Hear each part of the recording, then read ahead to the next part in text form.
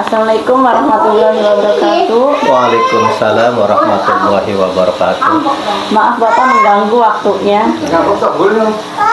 Saya akan melakukan wawancara dengan Bapak Kepala Sekolah SDN Cijambe, yaitu Bapak Yogi Suprayogi SPDI. Alhamdulillah saya bisa hadir bersama beliau. Jadi gimana Pak kabarnya Pak? Alhamdulillah Bu Rina, terima kasih Bu Rina ya yang sudah bertugas kembali di UPTD SDN Cijambe setelah beberapa hari libur barangkali. Dan mudah-mudahan dalam aktivitasnya Bu Rina tambah semangat, tambah terus termotivasi untuk belajar, untuk meningkatkan belajar di SD Cijambe. Dan alhamdulillah saya dan rekan-rekan guru yang ada di UPTD SDN Cijambe semua sehat dalam lindungan Allah Subhanahu wa taala. Amin. Amin amin ya rabbal alamin. Terima kasih Pak atas waktunya. Mohon maaf mengganggu dengan kegiatan saya. Saya akan memberikan beberapa pertanyaan untuk Bapak sesuai dengan keadaan sekolah atau yang pernah dialami Bapak sebagai kepala sekolah. Iya, mangga. Ya, pertanyaan pertama ya Pak ya. Selama ini bagaimana Anda dapat mengidentifikasi kasus-kasus yang merupakan dilema etika atau bujukan moral Pak? Ya, terima kasih Bu Rina. Memang di setiap instansi atau di PTD SD yang lainnya itu permasalahan-permasalahan kasus-kasus yang merupakan dilematika itu pasti ada, walaupun tentu berbeda-beda. Dan kasus yang terjadi di UPTD SDN Cijambe Kecamatan Gantar, yaitu yang mengenai tentang dilematika. Ada salah satu guru, dia masih muda, punya potensial, semangat yang sangat tinggi. Akan tetapi berhubung mungkin karena jarak antara rumah dengan sekolahan, sehingga beliau barangkali ya kurang maksimal dalam melaksanakan tugasnya, apalagi di saat-saat musim hujan. Akan tetapi tentu saya sebagai kepala sekolah berupaya dan berusaha bagaimana agar guru tersebut tidak terhambat dalam menjalankan tugasnya, walaupun terhalang jarak yang cukup jauh antara rumah dengan tugas mengajar. Itu saja Bu, terima kasih. Iya Pak, dari kasus atau keadaan tersebut selama ini bagaimana Anda menjalankan pengambilan keputusan di sekolah Bapak, terutama untuk kasus-kasus di mana ada dua kepentingan yang sama-sama benar atau sama-sama mengandung nilai kebajikan? Iya, terima kasih Bu Rina. Kasus-kasus yang terjadi di sekolah kami, dan tentu saya sebagai kepala sekolah tidak merasa sebagai pemimpin yang otoriter, tidak merasa sebagai atasan. Keputusannya harus senantiasa dijalankan oleh bawahan, sama sekali tidak. Akan tetapi saya sebagai kepala sekolah, ketika terjadi sebuah kasus-kasus dilematika, tentu kami akan mengupayakan yang pertama yaitu pendekatan persuasif kepada guru-guru yang bersangkutan. Yang kedua, kita melalui bermusyawarah bersama. Dan yang ketiga, kita mengadakan rapat kepala sekolah dan guru untuk menuntaskan atau menyelesaikan kasus-kasus yang terjadi di UPTD SD kami. Itu saja barangkali. Iya Pak, terima kasih Pak. Ini ada pertanyaan selanjutnya ya Pak. Langkah-langkah atau prosedur seperti apa yang biasa Bapak lakukan selama ini? Iya, terima kasih Ibu Rina. Yang kami lakukan selama ini di UPTD SDN kami yaitu setiap menangani berbagai macam kasus. Yang pertama itu kita tidak lepas dari musyawarah. Kita musyawarah, kita komunikasikan kepada guru-guru Dan yang kedua, kita senantiasa gotong royong, kita kerjasama, kita bareng-bareng. Dan yang ketiga, yaitu tidak lepas dengan adanya kita publikasikan atau kita adakan di rapat kepala sekolah dan rapat guru-guru. Nah, di rapat itulah kita ambil keputusan bersama, kesepakatan bersama, penyelesaian bersama demi kepentingan bersama-sama. Barangkali itu saja, Bu. Iya, Pak. Ini pertanyaan selanjutnya ya, Pak ya. Selama ini bagaimana Bapak dapat mengidentifikasi kasus-kasus yang merupakan dilema etika atau bujukan moral? Hal-hal apa saja yang selama ini Bapak anggap efektif dalam pengambilan keputusan pada kasus-kasus dilema etika, Pak? Ya, terima kasih Ibu Rina. Kami mengidentifikasi kasus-kasus yang menjadi dilema etika, yaitu yang pertama kami dari segi penelitian. Setelah dari penelitian kami coba penalaran.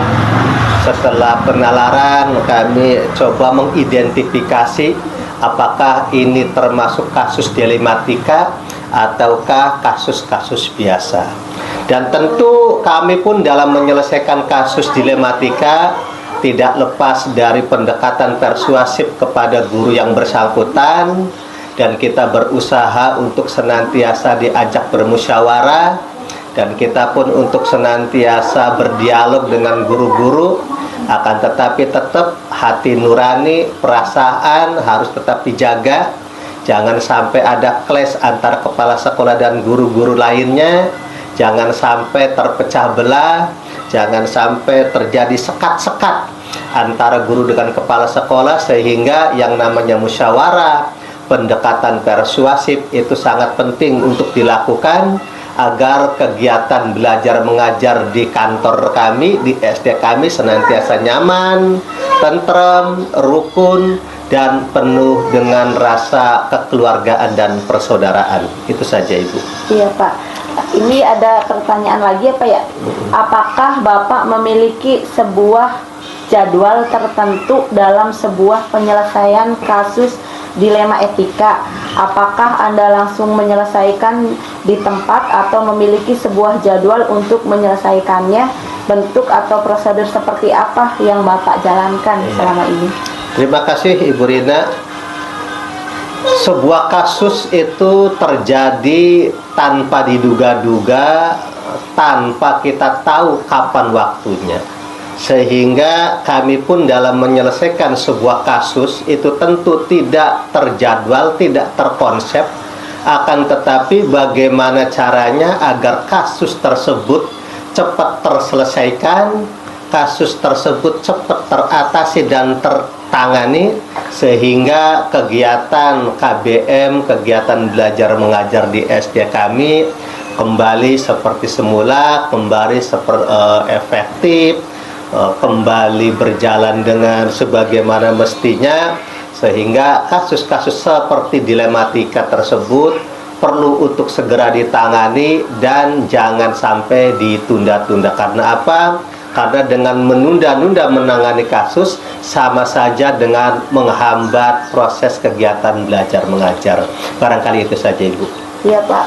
Terima kasih, Pak. Ini Pak, ada lagi ya, Pak, pertanyaannya. Adakah seseorang atau faktor-faktor apa yang selama ini mempermudah atau membantu Bapak dalam pengambilan keputusan dalam kasus-kasus dilema etika, Pak? Ya, terima kasih. Faktor yang selama ini mempermudah atau membantu kami dalam menangani kasus dilematika tentu yaitu faktor guru-guru yang ada di SD kami. Guru-guru harus bersatu, guru-guru harus senantiasa mempunyai tujuan yang sama, guru-guru harus mempunyai rasa dan perasaan yang sama untuk mengembangkan kegiatan belajar mengajar di SD kami, sehingga dalam menangani sebuah kasus tentu yang mempermudah adalah kita senantiasa berkomunikasi dengan guru-guru. Jadi guru-guru itulah aktor utama dalam setiap menyelesaikan kasus dilematika. Itu saja, Ibu. Ya, terima kasih, Pak. Ini pertanyaan yang terakhir ya, Bapak ya. Selama ini, bagaimana Bapak dapat mengidentifikasi kasus-kasus yang merupakan dilema etika atau bujukan moral?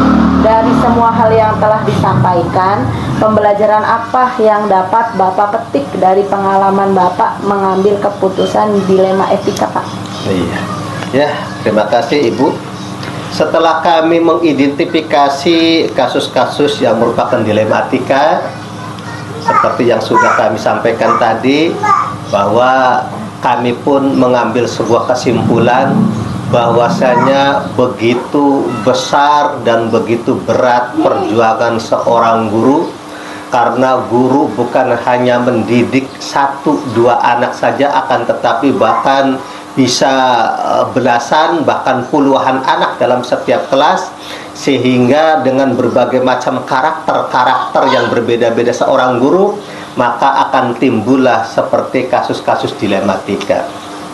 Dan dari situ kita dapat ambil sebuah pelajaran bahwa guru adalah garda depan dalam kemajuan bangsa yang akan datang. Di saat gurunya maju, di saat gurunya semangat dan benar menjalankan tugasnya, maka insya Allah ke depan anak-anak bangsa pun akan menjadi anak yang berguna bagi agama, nusa, dan bangsa. Barangkali itu saja Ibu, apa yang selama ini saya jawab dan berusaha jawab dari semua pertanyaan-pertanyaan yang Ibu sampaikan kepada saya. Itu saja, terima kasih. Terima kasih Pak. Terima kasih Pak hasil wawancaranya Pak. Iya, terima kasih. Demikian wawancara saya dengan Bapak Yogi Suprayogi SPDI selaku Kepala Sekolah SDN Cijambe. Terima kasih.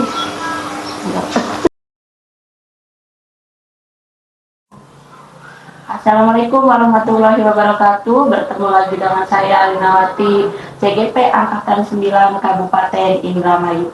Hari ini saya ditemani dengan Bapak Sudirman SPD selaku Wakil Kepala Sekolah UPTD SMPN 2 Patrol. Halo Pak, bagaimana kabarnya Pak? Alhamdulillah baik. Hari ini saya akan mewawancari Bapak selaku Wakil Kepala Sekolah UPTD SMPN 2 Patrol. Ini berkaitan dengan kasus yang dialami sama Bapak ya Pak di sekolah ini. Yang pertama, saya akan mewawancari Bapak, yaitu selama ini bagaimana Bapak dapat mengidentifikasi kasus-kasus yang merupakan dilema etika atau bujukan moral. Kasus-kasus yang pernah dialami di sekolah kami ini adanya siswa yang malas, kemudian siswa yang suka bolos, bahkan sampai kenakalan remaja yang di luar batas, diantaranya memposting ajakan tawuran di sosial media, tetapi di akunnya menggunakan atas nama sekolah atau lembaga. Itu yang menjadi tantangan terbesar ya. Itu tantangan terbesarnya ya Pak ya? Iya. Ya. Selama ini bagaimana Bapak menjalankan pengambilan keputusan di sekolah Bapak, terutama untuk kasus-kasus di mana ada dua kepentingan yang sama-sama benar atau sama-sama mengandung nilai kebajikan Pak? Untuk kasus-kasus yang sangat besar, diantaranya postingan bahkan melakukan tawuran dengan anak-anak atau dari sekolah yang lain, maka akhirnya sekolah memberikan sanksi berupa dikembalikan lagi kepada orang tuanya karena memang sudah berurusan dengan polisi. Akan tetapi itu menjadi bertentangan dengan himbauan pemerintah bahwa kita harus melaksanakan wajib belajar 12 tahun. Seperti itu ya Pak ya? Langkah-langkah atau prosedur seperti apa yang biasa Bapak lakukan selama ini dalam kasus yang tadi itu Pak? Prosedur yang sering kita lakukan terhadap anak-anak yang bermasalah, terutama kasus-kasus yang seperti itu, pertama kita memberikan nasihat. Kemudian misalkan ada anak yang malas dan suka bolos, kita lakukan home visit.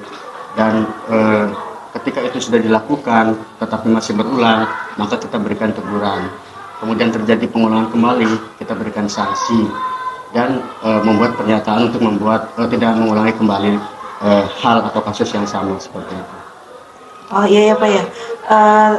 Selanjutnya, selama ini bagaimana Bapak dapat mengidentifikasi kasus-kasus yang merupakan dilema etika atau bujukan moral?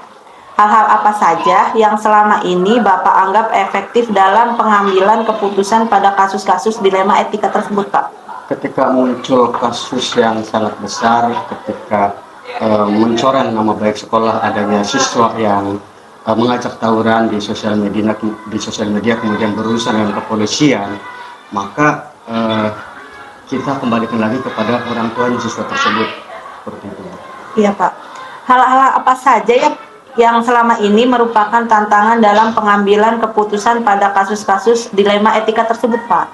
Ketika sekolah memberikan keputusan bahwa anak tersebut dikembalikan lagi kepada orang tua secara hati nurani, ada rasa kasihan terhadap orang tuanya juga. Karena apa?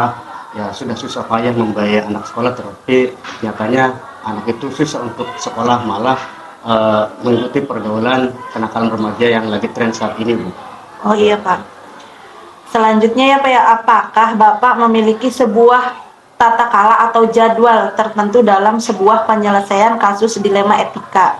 Apakah Bapak langsung menyelesaikan di tempat atau memiliki sebuah jadwal untuk menyelesaikannya? Bentuk atau prosedur seperti apa yang Bapak jalankan? Jadi ketika terjadi masalah, sebetulnya kita kan nggak tahu ada kata masalah apa ke depan, maka tidak terjadwal secara khusus. Ketika ada masalah, maka itu kita lakukan secara insidental dengan melibatkan kesiswaan dan wali kelas untuk menangani kasus-kasus tersebut. Berarti harus berkolaborasi dengan guru atau rekan kerja yang lainnya, Pak, ya? Betul, Bu. Terutama di sini ketika terjadi masalah, kita libatkan dulu wali kelas, Iya. kemudian kita libatkan guru BK, Iya. dan wakil kepala sekolah bidang kesiswaan. Iya. Adakah seseorang atau faktor-faktor apa yang selama ini mempermudah atau membantu Bapak dalam pengambilan keputusan dalam kasus-kasus dilema etika, Pak? Ada, Bu, masukan dari guru atau wali kelas, masukan dari guru BK, dan masukan dari wakil kepala sekolah bidang kesiswaan untuk memberikan keputusan terkait siswa yang bermasalah tadi. Oh, iya, Pak. Selama ini bagaimana Bapak dalam mengidentifikasi kasus-kasus yang merupakan dilema etika atau bujukan moral? Dari semua hal yang telah disampaikan, pembelajaran apa yang dapat Bapak petik dari pengalaman Bapak mengambil keputusan dilema etika tersebut, Pak? Dalam mengambil keputusan, hendaknya kita memperhatikan masukan-masukan dari berbagai pihak. Jadi kita memberikan keputusan jangan hanya mendengarkan dari pihak tertentu saja. Coba kita cross check dari pihak yang lain.